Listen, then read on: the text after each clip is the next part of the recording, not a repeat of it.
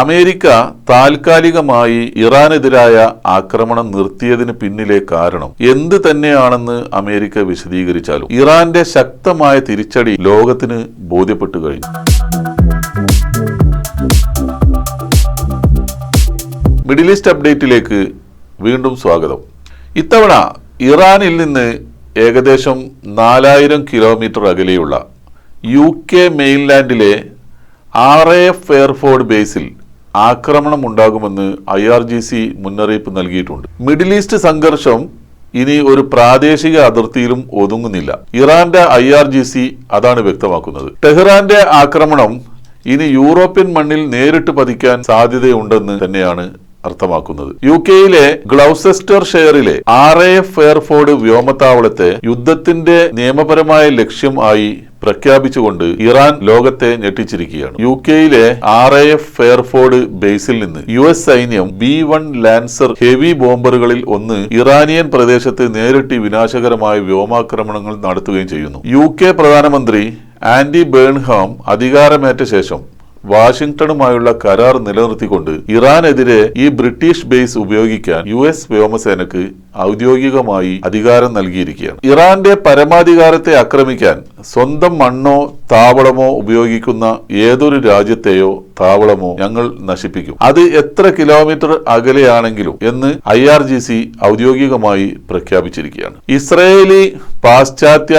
Intelligence പ്രകാരം 4000 kilometre അകലെ നിന്ന് യൂറോപ്പിലെ പ്രധാനപ്പെട്ട ഭൂപ്രദേശത്ത് എത്താൻ കഴിയുന്ന ദീർഘദൂര ബാലിസ്റ്റിക് മിസൈലുകൾ ഇറാനിൽ ഇതിനകം തന്നെ ഉണ്ട് എന്നാണ് കണ്ടെത്തൽ. ഇറാൻ മറ്റൊരു അസാധാരണ മിസൈൽ പരീക്ഷണം പൂർത്തിയാക്കുകയാണ്. പാവേ എന്ന് പേരിട്ടിരിക്കുന്ന ഈ മിസൈലിന് 1650 കിലോമീറ്റർ ദൂരപരിധിയിൽ മാക്ക് 8 വേഗത, അതായത് മണിക്കൂറിൽ 10000 കിലോമീറ്റർ വേഗത, ഇതിന് 300 കിലോഗ്രാം ഭാരമുള്ള വാർഹെഡ് വഹിക്കാനും കഴിയും. വളരെ താഴ്ന്നു പറക്കാൻ കഴിയും, അതായത് 50 അടി മാത്രം ഉയരത്തിൽ പറക്കാൻ ഇതിന് കഴിയും. അതുകൊണ്ട് തന്നെ ഒരു റഡാറിനും ഇത് കണ്ടെത്താനാവില്ല. GPS-ഉം ഗൈഡഡ് സിസ്റ്റങ്ങളും ഉപയോഗിച്ചാണ് ഇത് പ്രവർത്തിപ്പിക്കുന്നത്. ഇതിന് സ്വയം അതിന്റെ ഗതി മാറ്റാൻ കഴിയുമെന്നതാണ് മറ്റൊരു പ്രത്യേകത. ഈ മിസൈൽ ഒരു വിമാന സ്ക്വാഡ്രൺ പോലെയാണ് പ്രവർത്തിക്കുന്നത് എന്നാണ് IRGC വ്യക്തമാക്കുന്നത്. 16 മിസൈലുകൾ ഒരേ സമയം ലക്ഷ്യത്തിലേക്ക് പറക്കുന്നു. ഈ മിസൈലുകളിൽ ഒന്ന് ലീഡ് ചെയ്യും. ശത്രുപക്ഷത്ത് നിന്ന് ഏതെങ്കിലും മിസൈൽ അവരെ നശിപ്പിക്കാൻ വന്നാൽ ലീഡ് മിസൈൽ മുന്നോട്ട് നീങ്ങാൻ മറ്റൊരു മിസൈലിന് നിർദ്ദേശം നൽകും. അതനുസരിച്ച് ഒരു മിസൈൽ മുന്നോട്ട് നീങ്ങും. തുടർന്ന് ശത്രുവിന്റെ മിസൈൽ ആ മിസൈലിനെ നശിപ്പിക്കുന്നതിൽ ശ്രദ്ധ കേന്ദ്രീകരിക്കുമ്പോൾ ഗ്രൂപ്പിലെ മറ്റ് മിസൈലുകൾക്ക് ലക്ഷ്യത്തിലെത്താനും കൃത്യമായ ആക്രമണം നടത്താനും കഴിയും. ലോകത്തിലെ ഒരു രാജ്യത്തിനും ഇത് തടയാൻ സാങ്കേതിക വിദ്യയില്ല എന്ന് ഇറാൻ അവകാശപ്പെടുന്നു. യുദ്ധത്തിനിടയിലും ഇറാന്റെ ഈ അവിശ്വസനീയമായ വിജയം കാരണം അമേരിക്കയുടെ ഉറക്കം നഷ്ടപ്പെട്ടിരിക്കുകയാണ്. ആഗോള രാഷ്ട്രീയവും യുദ്ധതന്ത്രങ്ങളും അഭൂതപൂർവമായ മാറ്റങ്ങളിലൂടെയാണ് കടന്നുപോകുന്നത്. കാലങ്ങളായി ലോകത്തെ നിയന്ത്രിച്ചിരുന്ന അമേരിക്കൻ സൈനിക മേധാവിത്വത്തിനുമേൽ റഷ്യൻ സാങ്കേതിക വിദ്യയുടെ സഹായത്തോടെ ഇറാൻ ശക്തമായ വെല്ലുവിളി ഉയർത്തുന്നു എന്ന ചർച്ചകൾ ഇന്ന് സജീവമാണ്. പശ്ചിമേഷ്യയിലെ യുദ്ധക്കളങ്ങളിൽ അമേരിക്കയ്ക്ക് ഇറാൻ എങ്ങനെയാണ് കനത്ത നാശം വിതക്കുന്നത് എന്ന് പരിശോധിക്കപ്പെടുന്നത് തന്നെ പുതിയ ലോകക്രമത്തിന്റെ സൂചനയാണ്. വ്യോമ പ്രതിരോധത്തെ നിഷ്പ്രഭമാക്കുന്ന ഡ്രോൺ സാങ്കേതിക വിദ്യ, അതായത് അമേരിക്കയുടെ അത്യാധുനിക വ്യോമ പ്രതിരോധ സംവിധാനങ്ങളായ പാട്രിയറ്റ് മിസൈലുകളെ പോലും മറികടക്കാൻ ഇറാന്റെ ഡ്രോണുകൾക്ക് സാധിക്കുന്നുണ്ട്. റഷ്യൻ സാങ്കേതിക വിദ്യയുടെയും തദ്ദേശീയമായ പരിഷ്കരണങ്ങളുടെയും ഫലമായി നിർമ്മിച്ച ഷഹേദ് ശ്രേണിയിലുള്ള കമിക്കാസി ഡ്രോണുകൾ അമേരിക്കൻ താവളങ്ങൾക്ക് വലിയ ഭീഷണിയാണ്. വളരെ കുറഞ്ഞ ചെലവിൽ നിർമ്മിക്കുന്ന ഈ ഡ്രോണുകൾ കൂട്ടത്തോടെ ആക്രമണം നടത്തുമ്പോൾ അവയെ പ്രതിരോധിക്കാൻ ദശലക്ഷക്കണക്കിന് ഡോളർ വില വരുന്ന അമേരിക്കൻ മിസൈലുകൾക്ക് സാധിക്കാതെ വരുന്നു. യുക്രൈൻ യുദ്ധ പശ്ചാത്തലത്തിൽ റഷ്യയും ഇറാനും തമ്മിലുള്ള സൈനിക സഹകരണം വീണ്ടും ശക്തമാക്കിയിരിക്കുകയാണ്. റഷ്യയുടെ പക്കലുള്ള അത്യാധുനിക ഇലക്ട്രോണിക് വാർഫെയർ സാങ്കേതിക വിദ്യകൾ ഇറാന് ലഭ്യമാകുന്നത് അമേരിക്കൻ റഡാറുകളെയും കമ്മ്യൂണിക്കേഷൻ സംവിധാനങ്ങളെയും ജാം ചെയ്യാൻ അവരെ സഹായിക്കുന്നു. ഇറാന്റെ മിസൈൽ സാങ്കേതിക വിദ്യക്ക് റഷ്യ നൽകുന്ന പിൻബലം പശ്ചിമേഷ്യയിലെ അമേരിക്കൻ സൈനിക താവളങ്ങളുടെ സുരക്ഷ പൂർണ്ണമായി ഇല്ലാതാക്കിയിരിക്കുകയാണ്. ഇതൊരു അസിമെട്രിക് വാറാണ്. സൈനിക ശക്തിയിൽ തുല്യരല്ലാത്ത രണ്ടു രാജ്യങ്ങൾ തമ്മിലെ യുദ്ധമാണിത്. നേർക്കുനേർ യുദ്ധത്തിലൂടെ അല്ലാതെ ഹൂത്തികൾ, ഹിസ്ബുള്ള തുടങ്ങിയ നിരവധി പ്രോക്സികൾ ഉപയോഗിച്ചാണ് ഇറാൻ അമേരിക്കയെയും സഖ്യകക്ഷികളെയും നേരിടുന്നത്. ചെങ്കടലിലൂടെയുള്ള അമേരിക്കൻ കപ്പലുകളുടെ ഗതാഗതം തടസ്സപ്പെടുത്താനും അത്യാധുനിക ആന്റി ഷിപ്പ് മിസൈലുകൾ ഉപയോഗിച്ച് US യുദ്ധക്കപ്പലുകളെ പ്രതിരോധത്തിലാക്കാനും ഇറാന്റെ തന്ത്രങ്ങൾക്ക് സാധിച്ചു. അതിവേഗ ബോട്ടുകളും മിസൈലുകൾ ഉപയോഗിച്ചുള്ള ഇറാന്റെ ആക്രമണ ശൈലി അമേരിക്കൻ നാവികസേനക്ക് വൻ സാമ്പത്തിക സൈനിക നഷ്ടമാണ് ഉണ്ടാക്കിയിരിക്കുന്നത്. ശതകോടികൾ ചിലവഴിക്കുന്ന അമേരിക്കൻ പ്രതിരോധ സംവിധാനങ്ങൾ, കൃത്യമായ യുദ്ധതന്ത്രവും റഷ്യൻ സാങ്കേതിക പിന്തുണയുമുള്ള ഇറാന്റെ വില കുറഞ്ഞതും എന്നാൽ മാരകവുമായ ആയുധങ്ങൾക്ക് മുന്നിൽ പതറുന്ന കാഴ്ചയാണ് സമകാലിക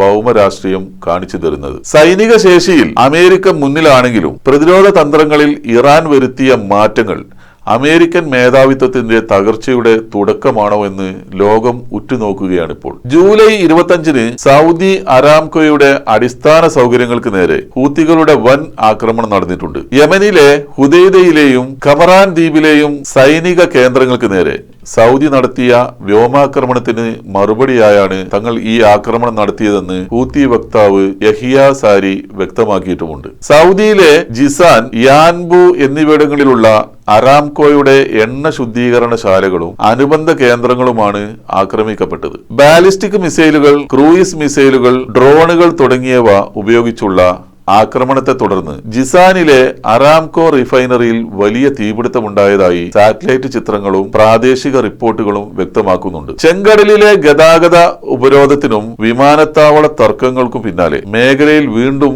സംഘർഷം കടുക്കുന്നതിന്റെ ഭാഗമായാണ് ഈ ആക്രമണങ്ങൾ. സിറിയ, ഇറാഖ്, ജോർദാൻ എന്നിവിടങ്ങളിലേക്കുള്ള US സൈന്യത്തിന്റെ നിർണായക ലോജിസ്റ്റിക്സ് സർവൈലൻസ് കവാടമായ ടവർ 22 ഇറാൻ ആക്രമിച്ചു. മുഖ്യധാരാ മാധ്യമങ്ങളും റിപ്പോർട്ട് ചെയ്യാത്ത ഒരു വാർത്തയാണിത്. സിറിയൻ ഇറാഖ് അതിർത്തികൾക്ക് സമീപമുള്ള വടക്ക് കിഴക്കൻ ജോർദാനിലെ തന്ത്രപരമായി പ്രധാനപ്പെട്ട ഒരു US സൈനിക ഔട്ട്പോസ്റ്റായ ടവർ 22-ൽ ആക്രമണം നടന്നതായി ഉപഗ്രഹ ചിത്രങ്ങളും സ്ഥിരീകരിക്കുന്നു. ജോർദാൻ സിറിയ അതിർത്തിയിലെ റുക്ബാനിനടുത്തുള്ള US സ്പെഷ്യൽ ഓപ്പറേഷൻസ് ഔട്ട്പോസ്റ്റായ ടവർ 22-ലാണ് ഇറാന്റെ മിസൈൽ ആക്രമണം നടന്നത്. വടക്ക് കിഴക്കൻ ജോർദാനിലെ US സ്പെഷ്യൽ ഓപ്പറേഷൻസ് ഫോഴ്സിന്റെ ടവർ 22 ബേസിലെ ഒരു housing unit Iranian ballistic missile പൂർണ്ണമായി നശിപ്പിച്ചതായി ഹൈ റെസൊല്യൂഷൻ ഉപഗ്രഹ ചിത്രങ്ങൾ വ്യക്തമാക്കുന്നു. റിപ്പോർട്ട് ചെയ്യപ്പെട്ട കോർഡിനേറ്റുകളിൽ ഒരു വിമാന ഹാങ്കറും നശിപ്പിക്കപ്പെട്ടു. സൈറ്റിൽ നിന്നുള്ള ഗ്രൗണ്ട് ഫോട്ടോഗ്രാഫുകളും ഈ വ്യാപകമായ നാശനഷ്ടങ്ങൾ കാണിക്കുന്നുണ്ട്. ടവർ 22 എന്നത് മരുഭൂമിയിലെ ഒരു വിദൂര അമേരിക്കൻ സൈനിക ഔട്ട്പോസ്റ്റ് മാത്രമല്ല, ജോർദാൻ, സിറിയ, ഇറാഖ് എന്നിവിടങ്ങളിലായി വ്യാപിച്ചു കിടക്കുന്ന US സൈനിക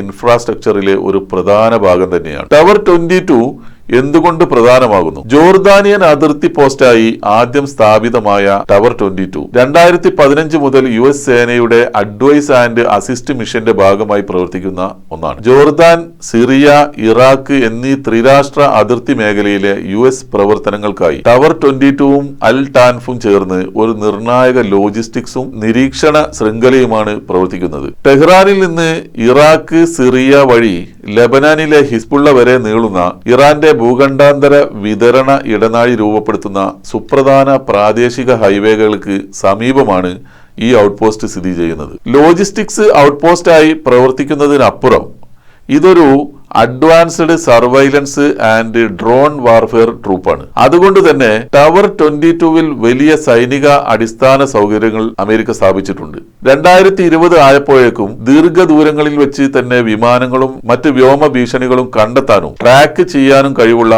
ഒരു AN/TPS-75 transportable 3D air search radar ഈ ബേസിൽ ഘടിപ്പിച്ചിട്ടുണ്ട്. ടവർ 22 ഒരു ദീർഘദൂര നിരീക്ഷണ ഡ്രോൺ ഹബ്ബായും പ്രവർത്തിക്കുന്നുണ്ട്. ടവർ 22 ജോർദാനിയൻ അതിർത്തി ഭാഗത്താണ് സ്ഥിതി ചെയ്യുന്നത്. അത് അന്താരാഷ്ട്ര തലത്തിൽ അംഗീകരിക്കപ്പെട്ട ഒരു പരമാധികാര US സഖ്യകക്ഷിയുടെ പ്രദേശത്ത് നിന്നാണ് പ്രവർത്തിക്കുന്നത്.